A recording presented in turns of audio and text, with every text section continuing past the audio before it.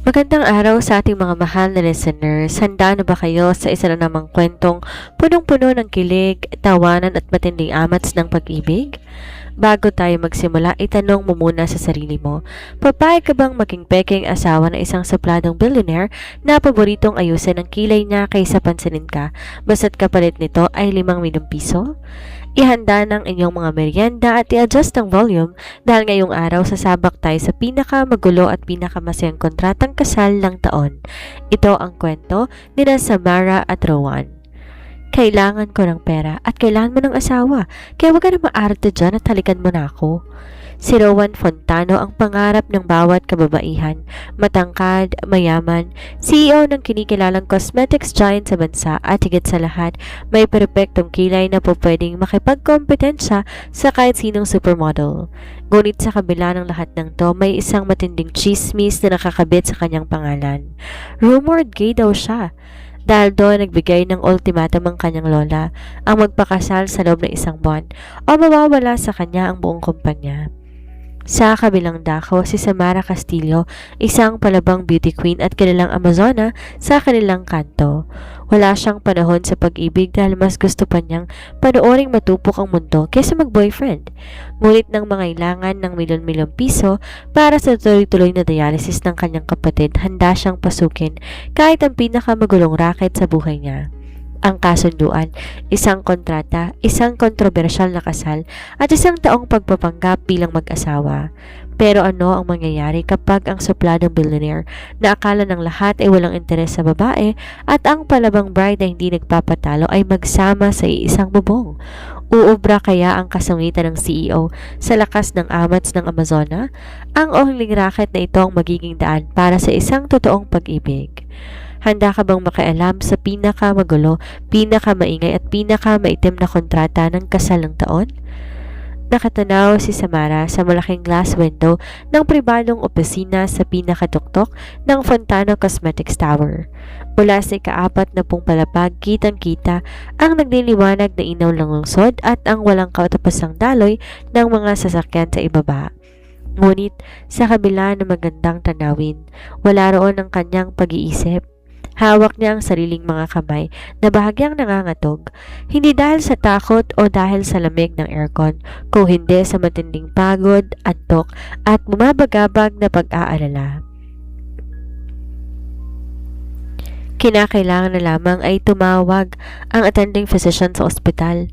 Kailangan na maglabas sa 500,000 piso para sa agarang operasyon at susunod na serye ng dialysis ng kanyang nakababatang kapatid na si Tantan. Naipundar niya na lahat ng kanyang napanalunan sa mga barangay at provincial pageant. Naisangla ng malit nilang bahay sa kanto at naisagad na ang pagpa-part-time bilang artist instructor at stay-in background. Ubos na lahat ng kanyang racket. Sagad na siya sa pader. Miss Castillo, are you even listening to me? O baka kailangan pa kitang sigawan bago mo ipahiram ang atensyon mo sa akin? Isang malamig, baritono at formal na boses ang bumising sa kanyang lumilipad na pag-iisip. Marahang lumingon si Samara, tinuon ang tingin sa lalaking nakaupo sa likod ng malaking mahogany desk. Si Rowan Fontano, matangkad, naka-tailored charcoal gray suit na halatang mamahalin at may mga kilay na napakalinis, napakatulis at napaka-perpekto ng korba na halos ikaganyan ng sinumang sikat na makeup artist sa bansa. Sa itsura nitong walang imposible at halatang hindi pa nakakaranas maglakad sa ilalim ng tirik na araw, parang namula ito sa ibang mundo kumpara sa kanya. Rinarakrak mo nga ang utak ko sa dami ng sinasabi mo mula pa kanina, Fontano. Anong hindi nakikinig? Sagot ni Samara habang pabalang na ipinagkukrus ang kanyang mga binti. Naka-faded jeans lang siya, paboritong rubber shoes na medyo pudpud na ang lapak at simpleng puting t-shirt. Ibang-iba sa formal, nakadamit, sosyal at mabangong kliyenteng madalas pumapasok sa opisinang yon. Pero wala siyang pakialam.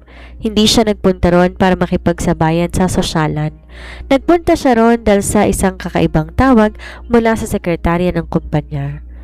Bahagyang tumaas ang perpektong kilay ni Rowan na kanyang inasal. Nagpapakita ng kaunting pagkairita sa mga mata nito. Ngunit nanatiling kalmado ang tono ng pananalita. I will make it short and simple for you, since your patience seems as short as your temper.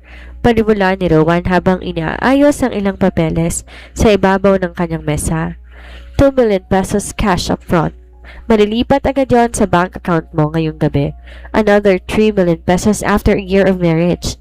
Babayaran ko rin ang buo lahat ng medical bills at operasyon ng kapatid mo habang umiiral ang kontrata. Napahinto si Samara. Mabilis sa tumibok ang kanyang puso. Ang halagang binanggit nito higit pa sa sapat para maging ligtas at maayos ang buhay ni Tantan sa loob ng ilang taon. Kapalit nito, maingat niyang tanong bagaman pilit niyang tinatago ang labis na pagkagulat. Anong kailangan mo lang gawin? Maging asawa ko sa harap ng media, sa harap ng pamilya ko, lalo na sa harap ng lola ko. Diretso at walang kurap na sagot ni Rowan. You will live in my apartment, attend social functions as my wife at siguraduhin na walang nakakaalam ng totoong kasunduan sa labas ng silid na to. Napatitig si Samara sa lalaki. Sariwa pa sa kanyang memorya ang mga chismis na madalas niyang mabasa sa mga showbiz column at business news. Sinasabi ng lahat na ang rumor gay ng milyonaryong ito ay kailanman walang nakitang babae na kinasama o nakaling sa kanya. Dagdag pa rito, sobrang seloso at maarte pagdating sa sarili nitong grooming, skincare at mga sikat na makeup line ang hawak nito. Bahagyang ng uyam ang labi ni Samara. Bakit ako, Fontano? Marami namang sikat na modelo, sikat na influencer o mga anak ng mayamang negosyante dyan na mas mukhang maamo, mas madaling pasunurin at pwedeng-pwede mong gawing trophy wife.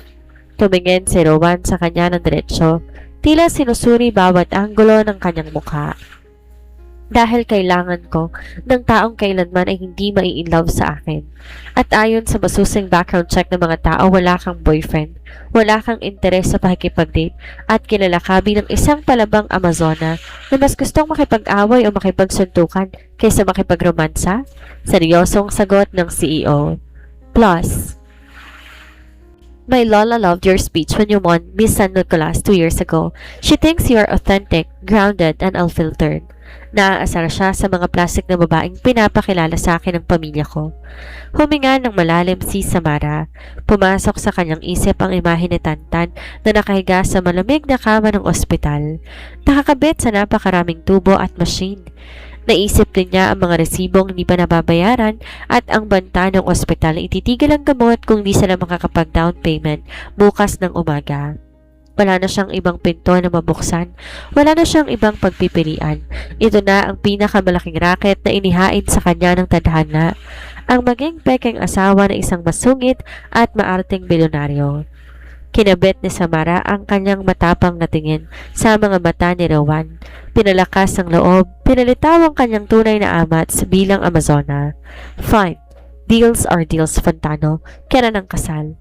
2 linggo matapos lagdaan ng kontrata at opisyal mai-transfer ang 2 milyong piso sa bank account ni Samara, ginanap ang grand engagement party sa mayabong at napakalaking ancestral mansion ng mga Montano sa Forest Park. Ang buong paligid ay pinalamutian ng libo-libong mamahaling rosas na kulay rosas at puti. May orkestra na tumutugtog sa gilid at puno ng maimpluwensyang sosyalidad, negosyante at mga sikat na mamamahayag. Lahat sila ay naroon para sa isang dahilan. Ang makita ang misteryosong babae na nagawang makabihag sa puso ng rumored gray billionaire na si Rowan Montefalco. Nakatayo si Samara sa gitna ng ballroom katabi si Rowan. Naka-emerald silk gown na gawa sa isang kilalang international designer. Bagaman napakaganda ng bagsak ng tela sa kanyang fit at athletic na katawan, halos hindi siya makahinga sa sobrang sikip ng corset. Dagdag pa rito ang 4 na pulgadang stiletto heels na pilit pumapatay at pumupuksa sa kanyang mga paa na masanay sa rubber shoes at tsinelas. Smile, Samara, para kang papatay ng tao dyan sa mukha mo. Mahinang bulong ni Rowan sa kanya habang nanatiling nakangiti ng napakalapad sa harap ng mga kumikistap na kamera ng media. Kung alam mo lang, Fontano, kanina ko pa gustong pumatay. Pinipigilan ko lang sarili ko dahil binayaran mo ako ng malaki. Pabalang, ngunit nakangitiring bulong ni Samara habang di man lang binabago ang kanyang anggulo sa litrato. Masakit na ang paa ko. Parang sasabog na ang tiyan ko sa corset na to at higit sa lahat gutom na ako. Yung mga pagkain nyo rito, sinliit ng buto ng santol tapos puro palamuti lang. Bahagyang napalingon si Rowan sa kanya at napairap, ngunit agad ding binalik ang maamong ngiti sa harap ng mga bisita. Magtiis ka. 1 oras na lang at pupwede ka nang kumain. Just play the part of a madly in love fiancé, okay? Bago pa makasagot si Samara, biglang nahawi ang lipo ng mga tao sa kanilang paligid. Dahan-dahan lumapit sa kanila ang matandang matriarka ng pamilya, si Doña Eleanor Fontano.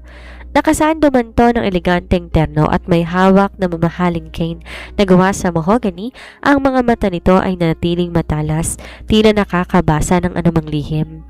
Rowan, irog, malamig na wika ng matanda habang nakatitig sa dalawa.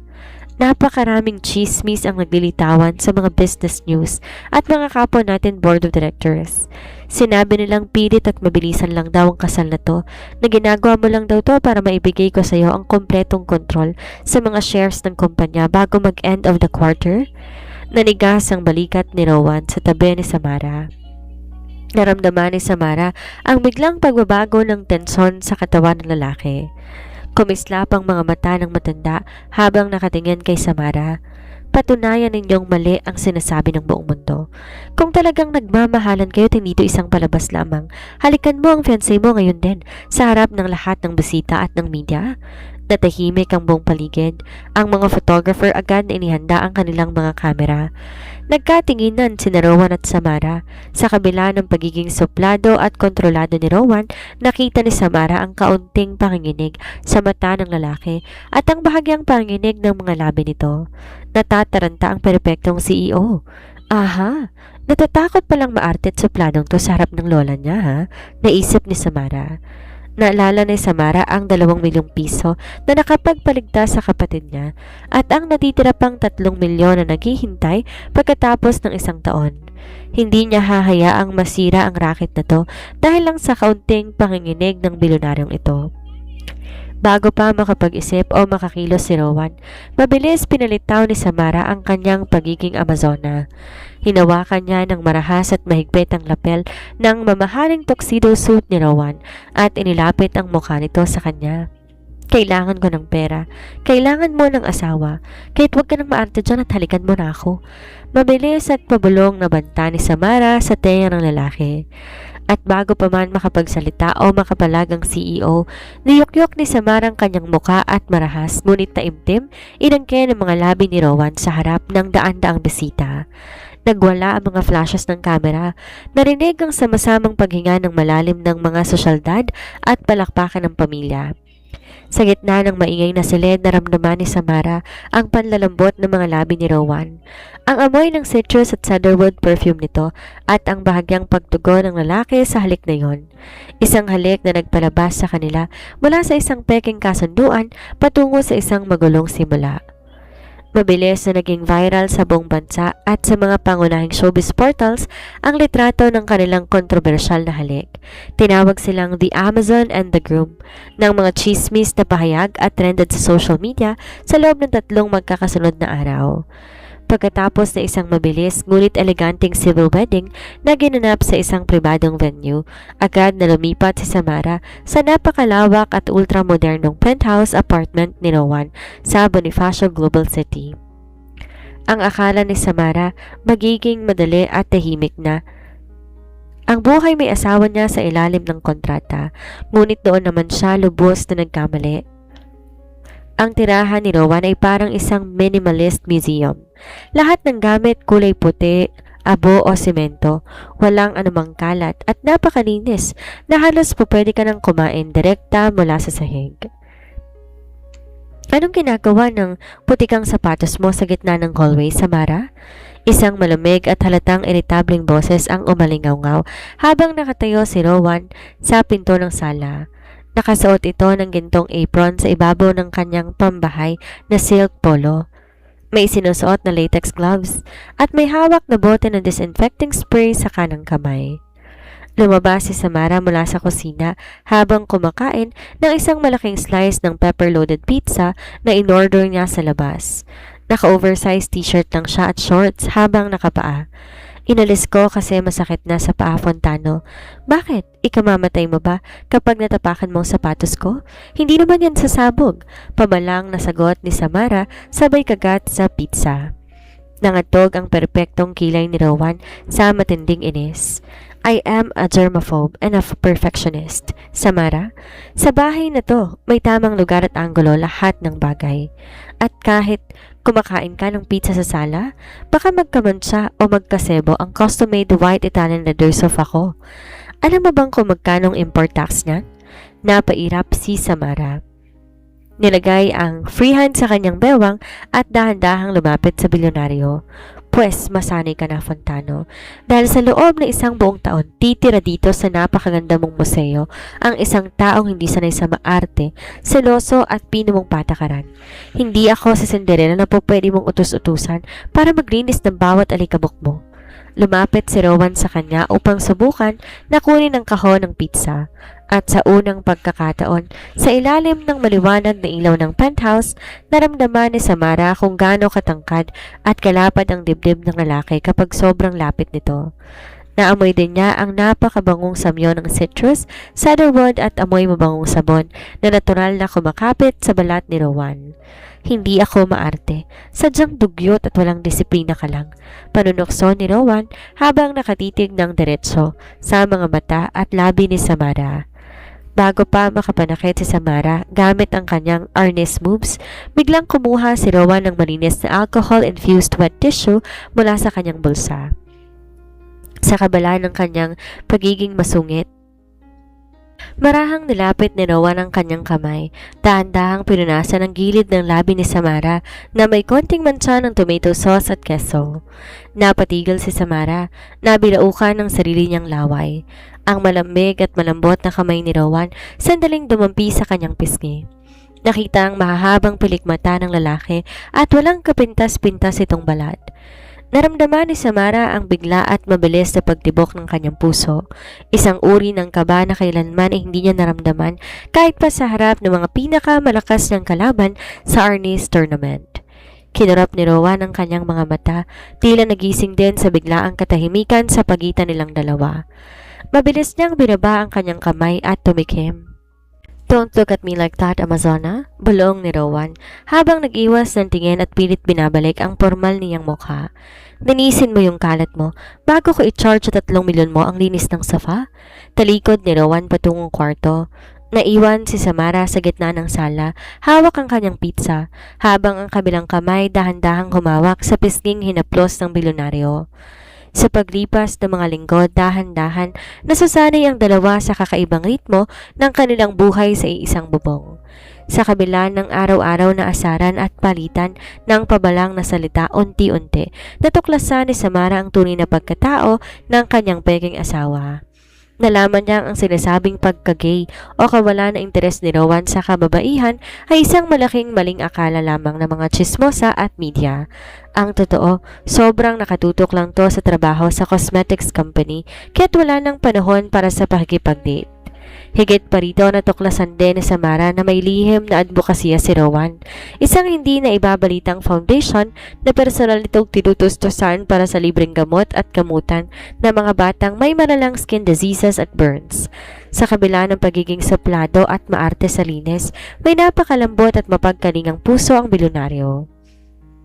Isang gabi ng Biyernes, past midnight na nang makarinig si Samara ng ingay sa may pinto ng penthouse. Nang lumabas siya mula sa kanyang silid, nakita niya si Rowan, pahirapan sa pagtatangkang tanggalin ang sariling necktie. Halatang lasing na lasing ito mula sa isang mahabang charity gala at stockholders party na dinaluhan nito. Fontano? Maingat na lapit ni Samara. Bumagsak ang katawan ni Rowan sa gilid ng sofa. Ang mismong Italian leather sofa na kinatatakutan nitong madumihan. Gulo-gulo ang buhok nito. Nakatagilid ang perpektong kilay at bukas ang unang 3 pindutan ng kanyang polo. Ayan kasi, ininom mo yata lahat ng alak doon sa party. Kala mo naman tubig lang. Reklamo ni Samara habang inaalalayan ang matangkad at mabigat na lalaki na maisandal ng maayos. Yumuko si Samara para hubarin ang mamahaling leather shoes ni Rowan. Ngunit nang magtangka na siyang tumayo para kumuha ng basang bimpo at mainit na tubig sa kusina, biglang humawak ang malamig at malaking kamay ni Rowan sa kanyang pulso. Sa isang mabilis ngunit mahinang hila, napaupo si Samara sa gilid ng sofa. Sobrang lapit sa mukha ng bilyonaryo. "Huwag ka munang umalis, Samara, please." Mahinang pakiusap ni Rowan. Ang boses nito wala ng bahid ng lamig, kasungitan o formalidad. Puno ito ng matinding pagod, antok at katapatan. Napatitig si Samara sa mata ng lalaki. "Fontano, lasing ka lang. Kukuha lang ako ng basahan na tubig para mabawasan yung amoy alak mo." "Salamat," bulong ni Rowan. Tinitigan niya ang mukha ni Samara ng matagal na tila ngayon lang nito totoong nakita ng walang anumang pader sa pagitan nila. "Salamat, dahil sa kabila ng pagiging suplado ko, ng pagiging maarte ko, hindi mo ko iniiwan o sinusukuan. Trabaho ko to, galing sa kontrata." "No, it's not just a contract," putol ni Rowan sa kanya. Dahan-dahan, tinaas ng lalaki ang kanyang kamay, nilagay ang mga daliri sa pisngi ni Samara. Ang haplos nito ay napakalambot, tila ba natatakot tong makasakit. "Akala ko nung una, ginagawa mo lang tong purely for the money, pero habang kasama kita nararamdaman ko kung gaano ka katotoo. You don't fake anything. You protect the people you love with everything you have." Isang dahan-dahang ngiti ang gumuhit sa mga labi ni Rowan habang inilalapit ang kanyang mukha sa tenga ng dalaga. "You're not just a fierce Amazona, Samara. You are the most beautiful, most genuine bride I've ever seen." Nabilaukan at napanunok si Samara. Ang kanyang puso nagwawala sa loob ng kanyang dibdib. Isang malakas na kabog na halos makabingi. Nakatitig siya sa tulog na halos mukha ni Rowan habang nakasandal ang ulo nito sa kanyang balikat. Sa gitna ng tahimik at rematadong dilim ng penthouse, napagtanto ni Samara ang isang nakakatakot at hindi inaasahang katotohanan. Ang palaban na Amazona na kailanman ay hindi nagpapatalo sa sinuman ay nahuhulog na ng tuluyan sa kanyang peking asawa. Naging matagumpay ang agarang operasyon at ang mga susunod na proseso ng gamutan para sa nakababatang kapatid ni Samara na si Tantan. Dahil sa perang binigay ni Rowan mula sa kanilang kontrata, nakuha ng pamilya Castillo ang pinakamagagaling na doktor at mga pasilidad sa ospital. Isang hapon, mismong si Rowan ang personal na pumunta sa ospital upang bisitahin ang bata. Bitbit nito ang malalaking kahon ng mga laruan, mamahaling prutas at mga paboritong pagkain ni Tantan. Doon mismo sa maliit na kwarto ng ospital, nakita ng buong pamilya ni Samara mamahaling prutas at mga paboritong pagkain ni Tantan. Doon mismo sa maliit na kwarto ng ospital, nakita ng buong pamilya ni Samara ang ibang mukha ng bilyonaryo. Marunong tong makipagbiruan, matyagang nagbuo ng Lego kasama ng bata at bukas palad na nakipagkwentuhan sa nanay ni Samara nang walang anumang bahid ng pagmamataas. Sa mga sandaling yon, halos makalimutan ni Samara na may umiiral silang kontrata. Sa paningin ng kanyang pamilya at maging ng sarili niyang puso, mukhang isang totoong pamilya na sila. Subalit ang panandaliang kapayapaan na yon, mabilis na winasak ng isang matinding bagyo. Pagkalipas ng 3 araw, habang nasa kalagitnaan si Rowan na isang mahalagang board meeting sa Fontano Cosmetics Tower, biglang nagkagulo ang buong kumpanya. Lumabas sa mga pangunahing news site, showbiz blogs at social media platforms ang isang pasabog na artikulo na may malalaking letrang pamagat. "The fake marriage of the century. CEO Rowan Fontano paid his Amazon bride 5 million pesos to pretend." Di lamang simpleng chismis ang artikulo, may kalakiptong malinaw na litrato na mismong kontratang nilagdaan ni Rowan at Samara sa opisina nung una, kasama ng bank transfer receipt ng 2 milyong piso. Ang naglabas sa lihim na to walang iba kundi ang sakim na pinsan ni Rowan, si Patrick Fontano, na matagal na nag-aabang ng anumang pagkakamali ng CEO upang maagaw ang posisyon nito sa kumpanya. At ang malaking mana mula kay Doña Eleanor. Mabilis dinumog ng daan-daang mga mamamahayag, cameraman at mga chismoso ang lobby ng Fontano Tower, pati na rin entrada ng penthouse sa BGC. Naglungsad na emergency meeting ang mga investors at board members dahil sa pagbaba ng stocks ng kumpanya. Kaagad ding pinatawag ni Doña Eleanor sina Rowan at Samara sa ancestral mansion sa Forbes Park.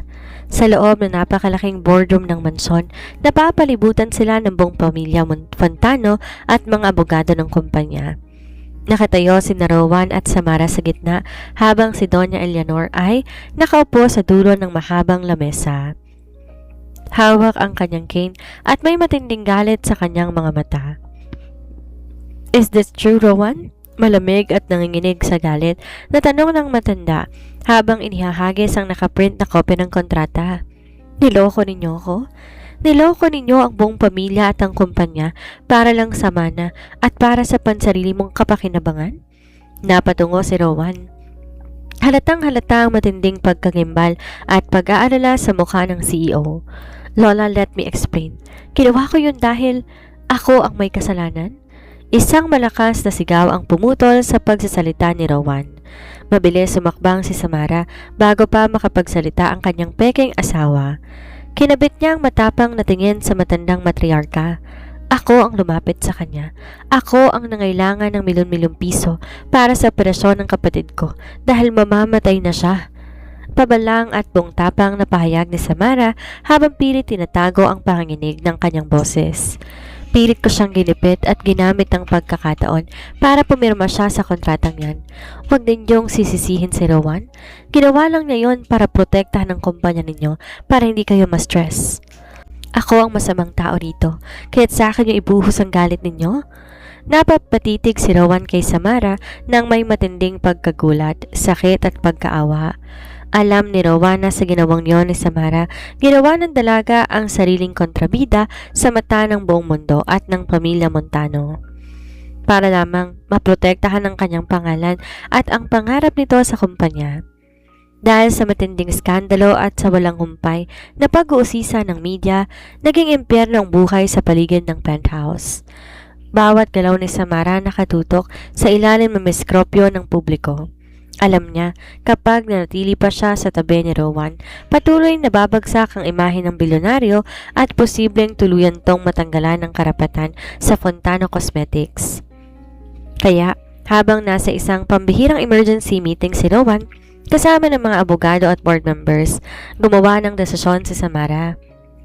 Tahimik niyang inimpake ang kakaunting damit sa isang lumang duffel bag. Nalagay niya sa ibabaw ng kitang-kitang Italian leather sofa ang natitirang pera mula sa paunang bayad na hindi na italaan sa operasyon ni Tantan. Kasama ng kanyang simpleng wedding ring, sa tabi ng singsing nag-iwan siya ng isang maikling sulat na sinulat niya sa piraso ng resibo. "Fontano, salamat sa lahat. Ligtas na ang kapatid ko dahil sa'yo at yun lang ang tanging utang na loob na hindi ko mababayaran ng kahit anong halaga. Huwag mo nang linisin ang mga kalat ko dahil pabalik na ako sa lugar kung saan ako totoong nababagay. Ayokong maging dahilan ng pagkasira ng pangarap mo. Protektahan mo ang kumpanya mo. Piliin mo ang sarili mo, ang Amazona mo." Bitbit ang kanyang bag, mabilis na lumabas si Samara sa penthouse at bumalik sa kanilang simpleng bahay sa kanto. Bumalik siya sa lumang gawi. Pinalipas niya ang mga araw sa pamamagitan ng tuloy-tuloy na pagrarakit, pagtuturo ng arnis sa mga kabataan, pag-aayos ng mga dekorasyon sa barangay, pagtitinda ng merienda sa hapon. Pilit niyang pinupuno ng gawain ng bawat oras ng kanyang araw upang di na magkaroon pa ng pagkakataong mag-isip o mag-alala ang amoy citrus sa cedarwood perfume ng bilyonaryo. Ngunit kahit gaano kalakas ang kanyang katawan, hindi niya madaya ang sarili niyang puso. Isang hapon, habang nakaupo si Samara sa gilid ng kanilang maliit na veranda, pilit inaayos ang kanyang makeup gamit ang isang murang lipstick para sa isang dinaluhang maliit na event, biglang tumulo ang kanyang luha. "Ate, ba't ka naiiyak habang nagme-makeup?" Tanong ng nakababatang kapatid niya na si Tantan na ngayon masigla at nakatayo na ng maayos. Mabilis pinalitaw ni Samara ang matapang niyang mukha at pinunasan ng pisngi gamit ang likod ng kanyang kamay. "Hindi ako naiiyak, napuwing lang ako. Tsaka ang hapdi ng murang lipstick, hindi tulad ng..." Napatigal siya. Napakagatlabi siya nang halos mabanggit niya ang makeup line ng kumpanya ni Rowan.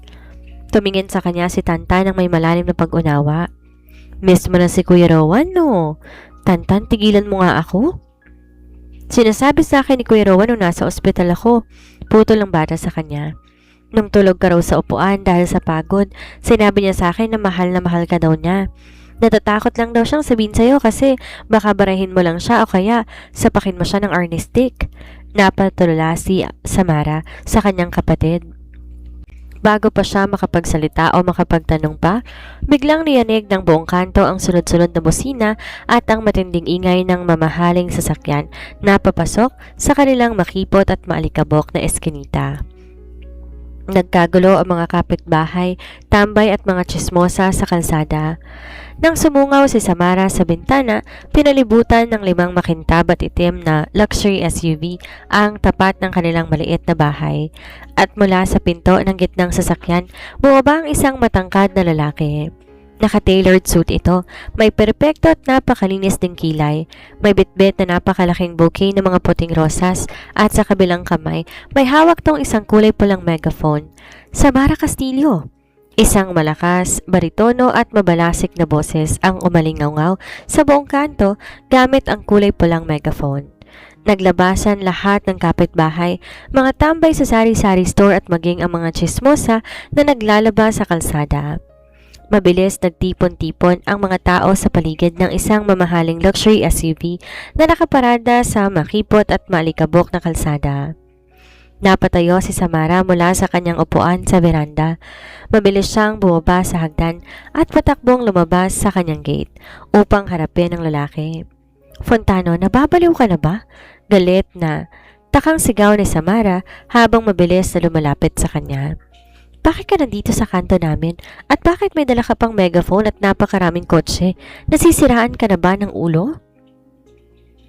Nilapag ni Rowan ang megaphone sa hood ng pinakamalapit na SUV. Hawak pa rin ang napakalaking bouquet ng puting rosa sa isang kamay.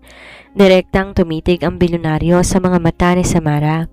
Wala na ang maate nitong postura, wala nang lamig sa kanyang mga mata, kung hindi, purong katapatan at matinding paninindigan. Pumunta ako rito para bawiin ang asawa ko. Seryoso, mabilis at walang pag-aalinlangan na pahayag ni Rowan. Narinig ko ng buong kanto ang kanyang sinabi, dahilan para maghihiyaw at magtilian ang mga kapitbahay ni Samara. Bawiin. Nasisiraan ka na ba talaga ng bait, Rowan? Pabulong at nanggagalaiting ganti ni Samara habang pinapantayan ang tingin ng lalaki. Sirang-sira ng reputasyon natin sa media. Wala na ang kontrata. Nag-iwan ako ng sulat at ibabalik ko ng pera para protektahan ka at ang kumpanya mo. Bakit ka pa sumusunod dito? I don't give a damn about the contract, Samara. Sigaw ni Rowan na umalingaw sa buong paligid.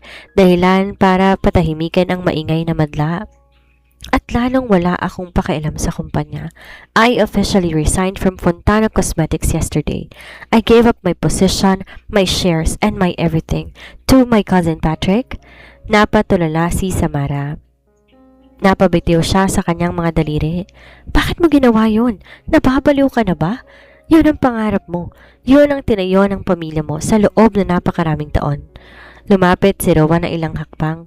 Sinantabi niya ang bouquet ng mga rosa sa ibabaw ng kotse at agad na hinawakan ng mahigpit ang 2 kamay ni Samara.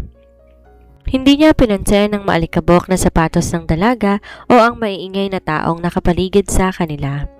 Dahil na-realize ko na walang kwenta ang kahit anong bilyon, pwesto o kumpanya kung wala ka sa tabi ko, Samara. Pabulong ngunit buong pusong sabi ni Rowan.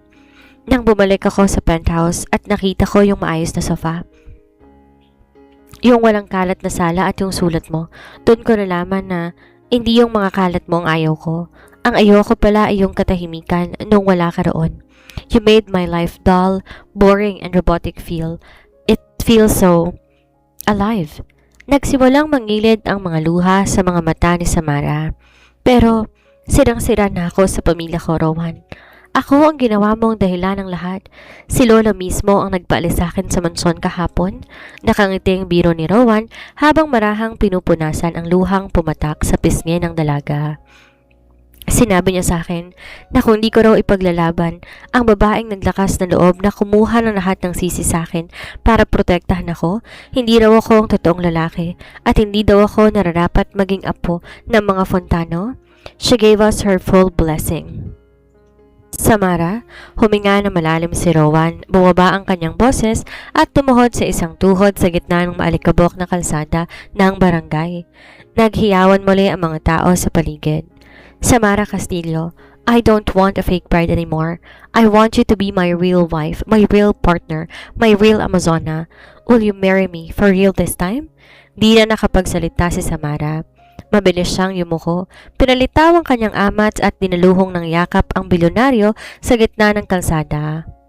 Isang yakap na nagpapatunay ng kanilang magulong raket ay nagbunga ng isang totoong pag-ibig.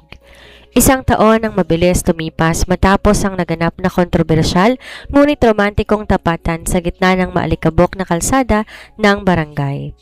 Sa pagkakataong to, hindi na civil wedding sa isang pribadong silid na puno ng mga abogado at tihim na kontrata ang naganap.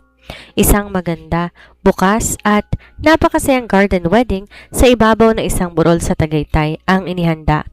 Napapalibutan ng sariwang bulaklak, maliwanag na sikat ng araw at ang mga totoong nagmamahal sa kanila. Dumalo ang buong pamilya Castillo, ang mga kapitbahay at kaibigan mula sa kwarto, maging si Doña Eleanor Fontano. Nakangiting nakaupo sa unang hanay ng mga bisita. Nakatayo si Rowan sa dulo ng altar, nakasuot to na isang perpektong white cream tuxedo. Maayos ang buhok at walang alinlangan sa kanyang mga mata. Nang magsimulang tumugtog ang marahang musika at bumukas ang pintuan ng garden walkway, napasinghap lahat ng mga bisita. Naglalakad si Samara patungo sa kanya. Nakasuot to na isang simpleng tulle wedding gown na pinalamutian ng maliit na floral lace. Ang dating palaging nakatali at simpleng buhok ng Amazona, nakalugay ngayon sa malalambot na wave at ang kanyang mukha ay pinalalamutian ng natural at makinang na makeup. Isang espesyal na blend na gawa mismo sa bagong independent cosmetic lines na itinatag ni Rowan. Nang makarating si Samara sa altar, ay inabot ni Rowan ang kanyang kamay. Sa kabila ng pagiging malinis at maarte ng bilyonaryo, hindi ito nag-atubiling halikan ang kamay ng dalaga ng may matinding pagmamahal. You take my breath away, my Amazona, bulong ni Rowan habang nanginginig ang boses sa matinding emosyon. Natawa ng mahina si Samara habang pinupunasan ng sariling mata. Huwag kang maiiyak, Fontano. Baka masira yung perpekto mong tuxedo. Sa harap ng pari at lahat ng witnesses. Dahan-dahang binasa ni Rowan ang kanyang personal wedding vows. Samara, pumasok ka sa buhay ko bilang isang kasunduan sa papel. Isang kaguluhang pilit kong iniiwasan sa aking maayos at tahimik na mundo. But you showed me that life isn't meant to be lived in a sterile, spotless museum. Life is meant to be felt, shared, and loved. Pinalitan mo ang malamig kong mundo ng init, ng tawanan at ng totoong pagmamahal. I don't care about the wealth, the titles, or the status. As long as I love you, I have everything I could ever ask for. Yumuko si Samara, huminga ng malalim at tumitig ng diretsyo sa mga mata ng kanyang kabiyak. Rowan, akala ko nung una, maarte, suplado, at mahirap kang pakisamahan. Pero pinakita mo sa akin kung gaano kalaki ang puso mo. Niligtas mo ang kapatid ko. Protektado mo ako sa kabila ng lahat ng tinuturo mo sa akin na hindi masamang magtiwala at magmahal ng buo. Mula ngayon, hindi na ako sasabak pa sa kahit anong laban ng mag-isa. Kasama na kita, sa maayos man o sa gulo, sa malinis man o sa maalikabok. Nang ihayag ng pari na ganap na silang mag-asawa, hindi na naghintay pa si Rowan. Mabilis niyang nilapit si Samara at ginawaran ng isang matamis, matagal at buong pusong halik habang naghihiyawan at nagpapalakpakan ang lahat ng dumalo. Pagkalipas ng 6 na buwan, tahimik at masaya na ang buhay ng dalawa sa kanilang bagong tahanan. Isang magandang dalawang palapag na modern glasshouse sa Antipolo na may malaking bakuran at tanawin ng kalikasan. Di na bumalik si Rowan sa Fontano Cosmetics. Sa halip, nagtayo siya ng isang sariling cruelty-free at eco-friendly skincare brand na agad nakapangalan sa merkado. Si Samara naman patuloy na nagtuturo ng arnis sa kanyang sariling sports car academy na itinayo sa tulong ng kanyang asawa. Habang aktibo ring namamahala ng advokasya para sa mga batang nangangailangan ng tulong medikal. Isang maaliwalas na Sabado ng hapon, nakaupo si Rowan sa kanilang malawak na living room. Nakasuot to ng kanyang paboritong pambahay na damit habang maingat na nag-i-inspect ng mga bagong sample ng produkto. Biglang pumasok si Samara mula sa bakuran. May bitbit ng 2 pares ng dumi at putik ng mga Arnie sticks at ang kanyang mga sapatos ay may bakas ng basang lupa mula sa kanyang pag-iensayo. Mabilis tumingin si Rowan sa kanya. Dahan-dahan tong tumayo, kumuha ng disinfectant spray at wet wipes mula sa lamesa at naglakad patungo sa kanyang asawa. Pumikit si Samara, inihanda ang sarili sa inaasahang sermon ng kanyang perfectionist na asawa. Oh, come on, Fontano. Huwag mong sabihin na sisigawan mo na naman ako dahil sa konting putik. Ngunit sa halip nga na magalit, lumapit si Rowan, binaba ang spray at dahan-dahan lumuhod upang tulungan si Samara na hubarin ang maduming sapatos. Pagkatapos ay tinayo niyang dalaga at marahang pinunasan ang kaunting pawis sa noo at dumi sa noo nito gamit ang malinis na wipes. Hindi ako galit, misis ko. Nakangiting bulong ni Rowan habang hinahalikan ang noo ni Samara. Sadyang gusto lamang kitang alagaan. Natawa si Samara at mabilis na nagdakaw na isang mabilis na halik sa mga labi ng bilyonaryo. Aba, umuunlad ka na, Fontano. Hindi ka na nagwawala kapag may putik. Natuto lang ako mula sa pinakamagaling na Amazona sa buong mundo, sagot ni Rowan, sabay yakap ng mahigpit sa bewang ng kanyang asawa. Sa gitna ng liwanag ng hapon at ng katahimikan ng kanilang bagong tahanan na pagtanto ng dalawa na ang tunay na pag-ibig ay hindi matatagpuan sa perpektong plano o sa formal na kontrata, kundi sa kakayahang tanggapin ang bawat kalat, bawat sugat at bawat bahagi na isa't isa ng buong puso. Pagkalipas ng 3 taon, ang hapon sa Antipolo, laging may dalang malamig na simoy ng hangin. Sa malawak na glass panel zone ng kanilang tahanan, bakas ang malaking sliding door patungo sa malawak na bakuran kung saan may maliit na padded training area at mini garden. Nakatayo si Rowan sa may kusina habang nagtitimpla ng warm milk at chamomile tea. Nakasuot siya ng casual na linen shirt at sweatpants. Wala na ang dating stiff at ultra-sterile nitong aura, bagaman nananatili pa rin ang kanyang likas na kaayusan. Nakalinya ng pantay-pantay ang mga tasa at walang anumang patak ng tubig sa granite countertop. Mula sa bakuran narinig niya ang malakas na hiyaw at tawanan. Isa pa, Baby Ellie. Hawakan mo ng maayos yung wooden stick para hindi mawala ang balance mo kapag nag-strike ka. Natawa ng mahina si Rowan habang nakatitig sa bintana. Doon sa damuhan nakaupo ang 2 taong gulang nilang anak na si Eleanor Ellie Fontano. Isang napakulot at napaka-cute na batang babae na nakasuot ng maliit na pink training suit. May hawak tong napakaliit at pasadyang toy arnistic na gawa sa foam. Sa harap nito ay si Samara, nakaluhod sa damuhan, pawisan, nakatali ang buhok at buong tiyagang tinuturuan ang kanilang anak ng tamang stance. Lalabas sana si Rowan para tawagin sila, ngunit bago pa siya makahakbang, mabilis na tumakbo si Ellie patungo sa sliding door nang makita ang ama. Daddy, look! I do harness like mommy! Masayang sigaw ng bata. Wow! Good job, my little princess! Nakangiting sa lubong ni Rowan habang lumuluhod para buhatin si Ellie.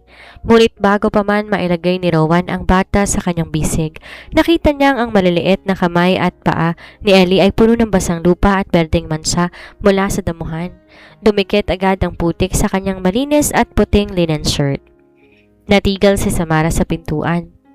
Pinalitaw ang kanyang kilalang pang-aasar ng ngiti habang nakapamewang.